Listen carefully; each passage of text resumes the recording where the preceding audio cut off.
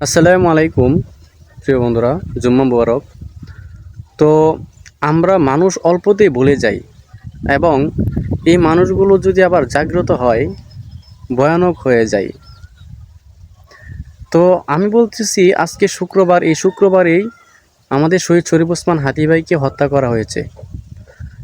দুঃখের বিষয়, এখন পর্যন্ত তার বিচার করা হয় নাই। এতদিন শুটার ফয়সাল কোন জায়গায় আছে কোনো ঠিকানায় বাইর করতে পারেন নাই। তো কিছুদিন হলো তাকে ভারতে ধরা হয়েছে।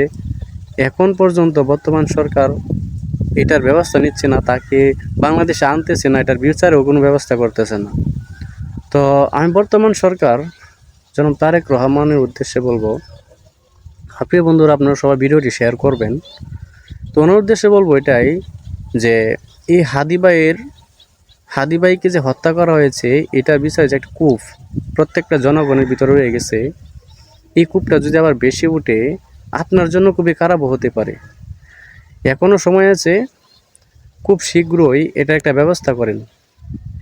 শুটার ফয়সালকে বাংলাদেশে আয়না এটার সঠিক বিচার করেন।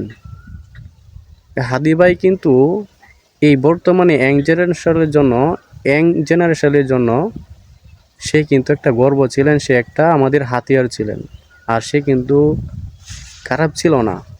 আর সেটাও বিষয় না, বাংলাদেশে যেহেতু একটা মানুষকে হত্যা করা হয়েছে, যে বিচারের যে একটা গতি, হত্যা করলে যে এটার বিচার করা হয়, এইটাও কিন্তু, এই আইনটাও কিন্তু প্রতিষ্ঠিত নাই বাংলাদেশ। কারণ এতদিন হয়ে গেছে, একটা লোক মারা গেল, তাকে হত্যা করা হলো, তার বিচারটা এখনও করা হয় নাই।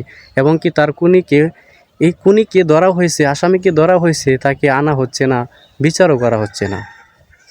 তো এখনও বলবো, আর প্রিয় বন্ধুরা যারা ভিডিও দেখতেছেন অবশ্যই শেয়ার করবেন, একমত হলে অবশ্যই কমেন্টে জানিয়ে যাবেন। তো আমি বর্তমান সরকার, নতুন সরকারের উদ্দেশ্যে সেটাই বলবো, এই বিচারে খুব শীঘ্রই একটা ব্যবস্থা করেন। নয়তো হাদি ভাই যে লোকটি হয়ে গেছেন তার টিমের, ইনকিলাব মঞ্চের, তারাও কখন আবার জাগ্রত হয়ে যায় কঠিনভাবে বলা যায় না। তো বর্তমান সরকার, নতুন সরকারের কাছে জনাব তারেক রহমানের উদ্দেশ্যে বলতেছি, আপনার কাছে এটা আবেদন, প্রত্যেকটা মানুষের একটাই কথা, নির্বাচনের প্রত্যেকে একটাই কথা, প্রত্যেকটা এমপিকেও বলা হয়েছে, আপনারাও সংসদে এটা বলেন, মনে করিয়ে দেন যে এটার বিচারটা খুব শীঘ্রই করা হোক। ধন্যবাদ সকলকে, সবাই ভালো থাকবেন, সুস্থ থাকবেন এবং ভিডিওটি শেয়ার করবেন।